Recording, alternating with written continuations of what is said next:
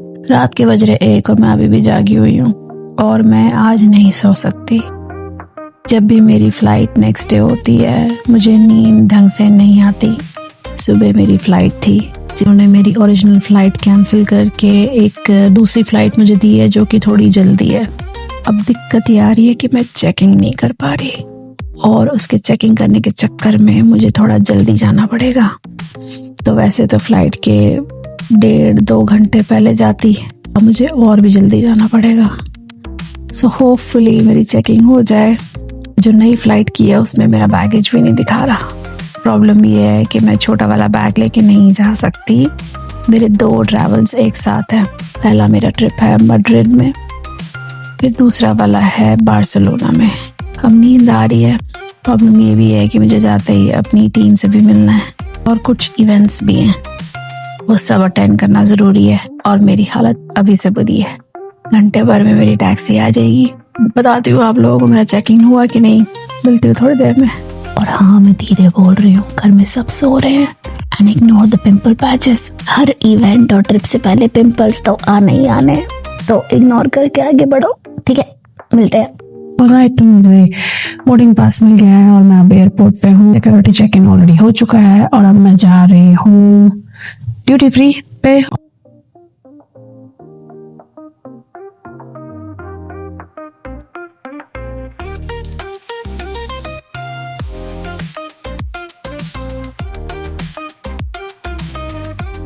और आ गए हैं हम अपने गेट पे। पहली फ्लाइट एम्स्टर्डम की थी, बट वो कैंसिल हो गई है, तो अब वाया कोपेनहेगन आएंगे मैड्रिड। और अब मैं बैठ के अपनी कॉफी पीऊंगी। तो यहाँ से पहुँच गए हम पहले होटल। मैंने चेक इन किया। It was a nice hotel just in the centre of Madrid.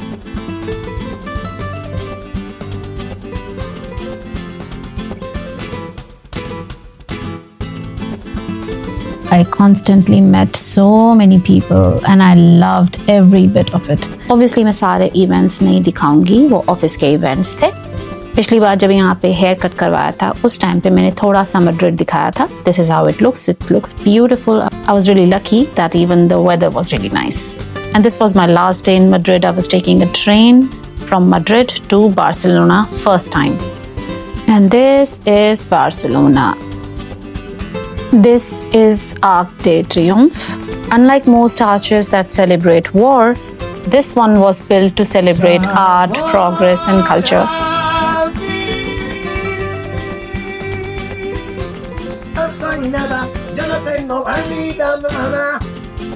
So I'm going to a place called Passeig de Gracia. I hope I am pronouncing it correctly. Hotel से कम 34 minutes की walk पे है, तो instead of taking taxi I should be walking. It's just 34 minutes walk and the weather is really nice and I'm glad I made that decision because the place is really nice. एक तो यहाँ का weather बहुत अच्छा होता है। Barcelona में मैं पहली बार आई हूँ, लेकिन मैं स्पेन में पहले रह चुकी हूँ, तो मुझे स्पेन पर्सनली बहुत पसंद है।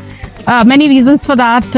ये जो कंट्री है बहुत कलरफुल कंट्री है। स्पेन के बारे में एक चीज़ बहुत अच्छी है कि आप इजीली पब्लिक ट्रांसपोर्ट भी ले सकते हो, लेकिन वॉक करके भी कहीं भी पहुंच सकते हो। मैं स्पेन में 2 ऑफ साइड्स की वजह से आई हूँ। लास्ट वीक मैड्रिड में था और अभी नेक्स्ट वीक बार्सिलोना में है। तो इन्हें को खासकर स्पेन काफ़ी पसंद आएगा क्योंकि एक तो बहुत ही कलरफुल कंट्री है।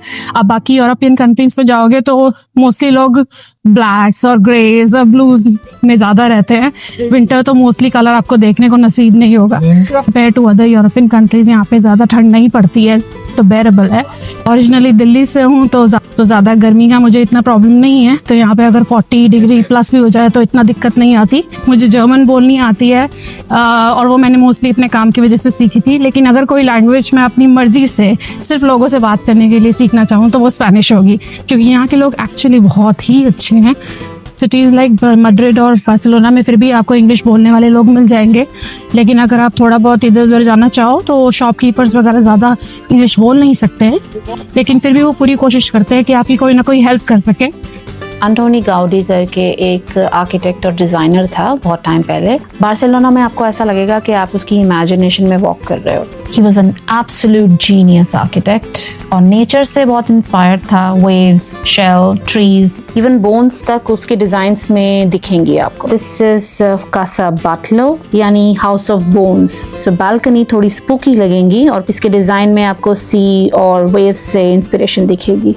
इनफैक्ट बहुत सारे छोटे छोटे कलर्ड ग्लास को जोड़ के ये बनाया गया है। Next one is Casa Mila, also known as La Pedrera. This one was declared UNESCO World Heritage 1984। इसकी वेवी और रॉकी लुक की वजह से इसको स्टोन क्वारी भी बोला जाता है। रूफ टॉप के जो चिमनी है वो बहुत क्वर्की डिजाइन के हैं। बार्सिलोना की सबसे आइकॉनिक बिल्डिंग्स में से एक।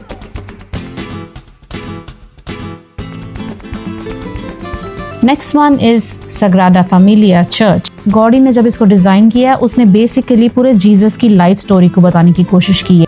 जॉय, स्ट्रगल और ग्लोरी। 1882 में इसकी कंस्ट्रक्शन शुरू हुई थी और आज तक खत्म नहीं हुई। इसकी फ्रंट साइड को नेटिविटी फसाड बोला जाता है। फुल लाइफ और जॉय से भरा हुआ एनिमल्स, प्लांट और जीसस के बर्थ सीन्स। इसकी बैक साइड को पैशन फसाड बोला जाता है। फ्रंट साइड के बिल्कुल ऑपोजिट, सिंपल और ड्रामेटिक, जीसस के सफरिंग को शो करता है। और ग्लोरी फसाड जो कि अभी भी बन रहा है वो हेवन और पाथ टू गॉड को रिप्रेजेंट करेगी।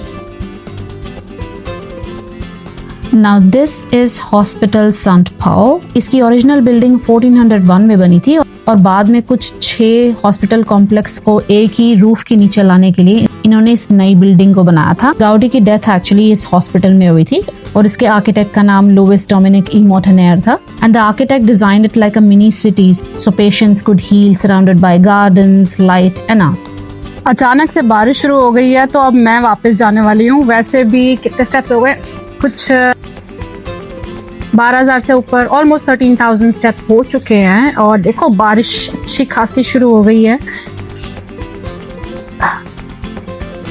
सही टाइम पे बारिश हुई है। मेरा वैसे भी वापस जाने का हालात हो गए हैं। नेक्स्ट मेरा डेस्टिनेशन था सांता सुजाना जो कि अबाउट 60 किलोमीटर्स दूर है बार्सिलोना के। वहाँ पर हमारा होटल में स्टे था कुछ दिनों के लिए। यहाँ के बीच की एक बहुत इंटरेस्टिंग बात है कि ये मैन मेड बीच है। 1990s में लोकल अथॉरिटीज ने सैंड और शोर लाइन को स्पेशली क्रिएट किया ताकि टूरिज्म ग्रो कर सकें। This was my room. मेरा रूम एक्चुअली काफ़ी बड़ा था तो इसका मतलब ये भी हुआ कि मेरा रूम होटल का रूम कम, गुरुद्वारे का रूम ज़्यादा लग रहा था। जितने दिन मैंने यहाँ पे स्टे किया है उतने दिन कोई ना कोई कॉलीग मेरे रूम के अंदर घुसा ही रहा है बात करने के लिए। I woke up to this beautiful morning, so I thought to capture it. उसके बाद फटाफट से नहा धो के हमने तैयारी करनी शुरू की। सच्ची बताओ तो मैंने कोशिश की थी मैं गेट रेडी विद मी तुमको दिखाऊं कैसे मैं मेकअप कर रही हूँ, क्या क्या प्रोडक्ट यूज कर रही हूँ। तो बीच बीच में तुम देखोगे मैं कुछ ना कुछ तुमको दिखा रही हूँ।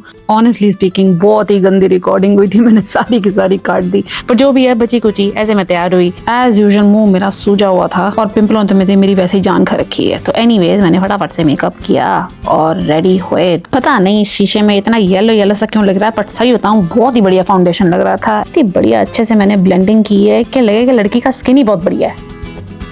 और देखो पट से हमने ऐसे तैयारी मारी जैसे हम लोगों से सुंदर कोई है ही नहीं। और फिर मैंने चेंज किया और अपन हो गए रेडी फॉर द डे। अब इसके बाद सारा दिन बहुत सारी प्रेजेंटेशंस हुई जो कि मैं नहीं दिखा सकती, but this was the surprise of the day. Yours truly received an award which was a total surprise for me. इसके बाद एक आफ्टर पार्टी थी जिसमें बाकी लोग नीचे मजे ले रहे थे और मेरे और श्वेता की पार्टी अलग से ऊपर चल रही थी। आई विश मैंने ये व्लॉग बनाया होता। I had the best time with these guys. Non-stop बातें की हम लोगों ने। और ये जो बीच में लड़का देख रहे हो इसका नाम है मैक्स। निक जोनस के बाद एक यही अपने जीजू है। इसकी गर्लफ्रेंड इंडियन है जो कि मुझे वहीं पे पता चला। नेक्स्ट डे मैं हुई रेडी और इसके बाद मैं व्लॉगिंग करना ही भूल गई। तो आगे जितनी भी फोटोज हैं वो बाद में मैं ऐड कर रही हूँ। बहुत मज़े किए हम लोगों ने। जिन लोगों से मेरा बेस्ट इंटरेक्शन रहा उन लोगों की फोटोज में बीच में परमिशन के साथ ऐड कर रही हूँ। This was my first time vlogging. Hope you enjoyed this one and I will see you in the next. Bye.